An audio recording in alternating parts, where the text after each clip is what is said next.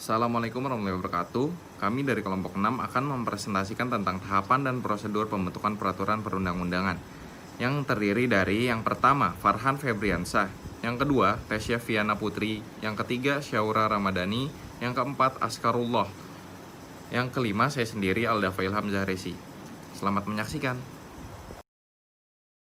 Saya Syaura Ramadhani akan menyampaikan pendahuluan proses pembentukan perundang-undangan. Proses pembentukan peraturan perundang-undangan garis besar diatur dalam Undang-Undang tahun 1945 yaitu pasal 20 ayat 1.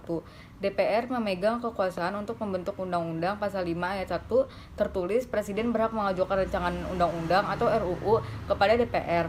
Selanjutnya diatur dalam pasal 20 ayat 2 bahwa setiap perancangan undang-undang dibahas oleh Presiden dan DPR untuk mendapatkan persetujuan bersama.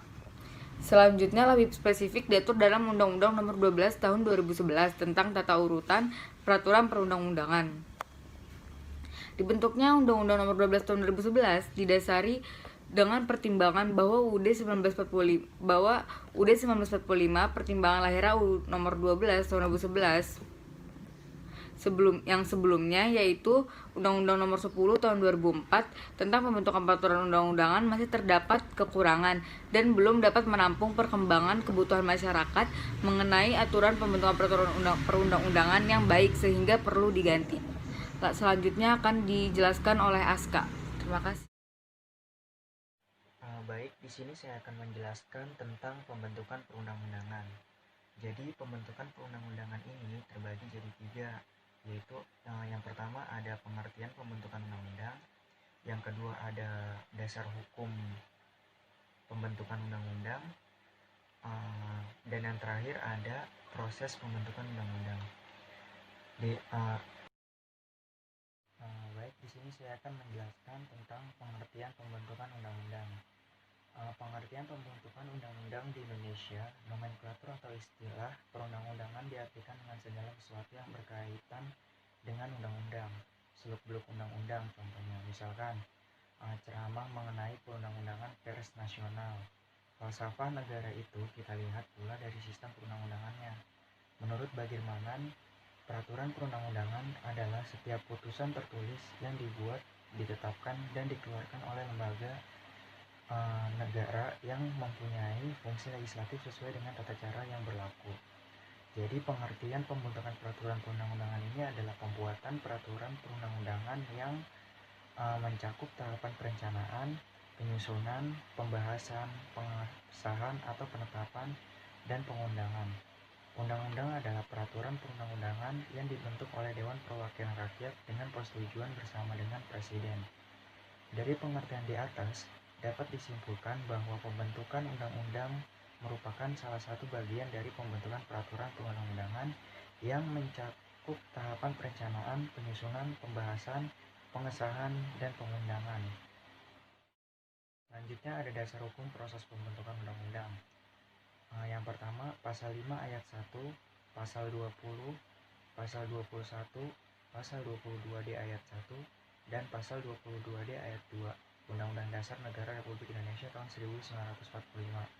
Yang kedua, Undang-Undang Republik Indonesia Nomor 12 Tahun 2011 tentang pembentukan peraturan perundang-undangan. Yang ketiga, Undang-Undang Republik Indonesia Nomor 17 Tahun 2014 tentang Majelis Pemusyawaratan Rakyat, Dewan Perwakilan Rakyat, Dewan Perwakilan Daerah, dan Dewan Perwakilan Rakyat Daerah. Yang keempat, ada Peraturan Presiden Republik Indonesia Nomor 87 Tahun 2014 tentang Peraturan Pelaksanaan Undang-Undang Nomor 12 Tahun 2011 tentang pembentukan peraturan perundang-undangan. Yang kelima, ada Peraturan Dewan Perwakilan Rakyat Republik Indonesia Nomor 1/DPR RI tahun 2009 tentang tata tertib. Dan yang terakhir ada Peraturan Dewan Perwakilan Rakyat Republik Indonesia Nomor 1 Tahun 2012 tentang tata cara penyusunan prolegnas, program legislasi nasional. Selanjutnya ada proses pembentukan undang-undang. Kewenangan DPR RI membentuk undang-undang ini merupakan kekuasaan yang sangat melekat pada DPR. Selain kekuasaan pengawasan dan anggaran, wewenang pembentukan undang-undang ini diwujudkan ke dalam fungsi legislasi DPR yang bersumber kepada UUD 1945 yang memiliki ketentuan sebagai berikut. Pasal 20 ayat 1 menggariskan bahwa DPR memegang kekuasaan membentuk undang-undang. Kedua, setiap RUU dibahas oleh DPR dan Presiden untuk mendapat persetujuan bersama. Ketiga, jika RUU itu tidak mendapat persetujuan bersama, RUU itu tidak boleh diajukan lagi dalam persidangan DPR masa itu. Keempat, Presiden mengesahkan RUU yang telah disetujui bersama untuk menjadi undang-undang.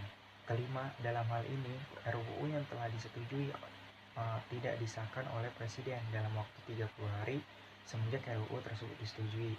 RUU tersebut dianggap sah menjadi undang-undang dan wajib diundang-undangkan.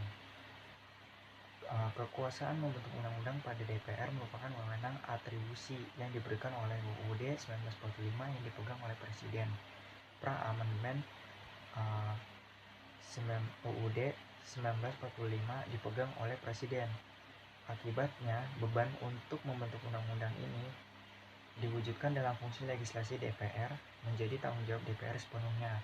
Dengan kata lain, perubahan UUD 1945 ini menduduki posisi DPR sebagai lembaga utama pembentuk undang-undang. Saya Aldafa, saya akan menjelaskan tentang tahapan penyusunan rancangan undang-undang. Tahapan penyusunan rancangan undang-undang merupakan tahap penyiapan sebelum sebuah rancangan undang-undang dibahas bersama antara DPR dan pemerintah. Tahap ini terdiri dari yang pertama, penyusunan rancangan undang-undang. Yang kedua, selanjutnya adalah harmonisasi, pembulatan, dan pemantapan konsepsi. Yang ketiga, pembuatan naskah akademik.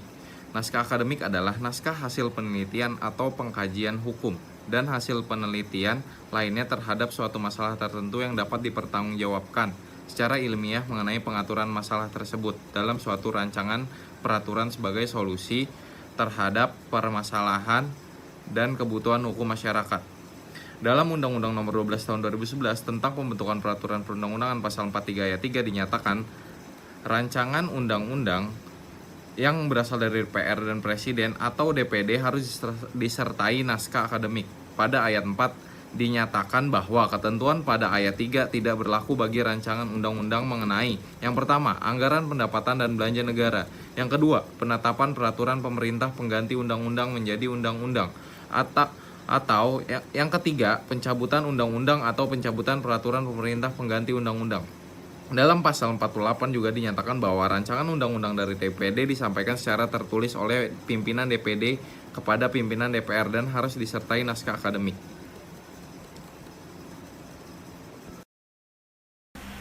Selanjutnya adalah pembahasan rancangan undang-undang. Pembahasan materi RUU antara DPR dan Presiden melalui dua tingkat pembicaraan. Yang pertama, tingkat 1 adalah pembicaraan dalam rapat komisi, rapat gabungan komisi, rapat badan legislasi, rapat badan anggaran, atau rapat panitia khusus. Tingkat 2 adalah pembicaraan dalam rapat paripurna. Pengaturan sebelumnya DPD hanya diizinkan untuk ikut serta dalam pembahasan tingkat 1, kemudian DPD ikut dalam pembahasan tingkat 2. Namun, peran DPD tidak sampai kepada ikut persetujuan terhadap suatu RUU. Persetujuan bersama terhadap suatu RUU tetap menjadi kewenangan Presiden dan DPR, tidak ikut serta pada pemberian persetujuan akhir yang lazimnya dilakukan pada rapat paripurna DPR. Pembahasan tingkat 2 artinya DPD dapat saja ikut membahas dan memberi pendapat pada saat rapat paripurna DPR yang membahas RUU pada tingkat 2, tetapi tidak memiliki hak memberi persetujuan terhadap RUU yang bersangkutan.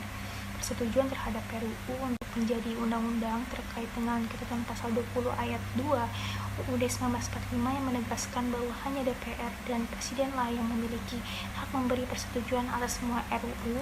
Kewenangan DPD yang demikian sejalan dengan kehendak awal pada saat pembentukan DPD pada perubahan ketiga UUD 1945 yang berlangsung sejak tahun 2000 sampai tahun 2001. Ya, memasuki bagian E, yaitu tahapan pengesahan undang-undang. Berdasarkan UU Nomor 12 Tahun 2011 Pasal 72, penyampaian RUU yang telah disetujui bersama DPR dan Presiden tersebut dilakukan dalam jangka waktu paling lambat 7 hari sejak tanggal persetujuan bersama. Setelah menerima RUU yang telah disetujui DPR dan Presiden tersebut, Sekretariat Negara akan menuangkannya ke dalam kertas kepresidenan dan akhirnya dikirimkan kepada Presiden untuk disahkan menjadi undang-undang. Pengesahan undang-undang yang telah disetujui bersama tersebut dilakukan dengan membubuhi tanda tangan dalam jangka waktu paling lambat 30 hari sejak RUU tersebut disetujui oleh DPR dan Presiden. Setelah Presiden mengesahkan RUU yang telah disetujui bersama, maka undang-undang itu kemudian diundangkan oleh Menteri agar undang-undang itu dapat berlaku dan mempunyai kekuatan hukum mengikat umum.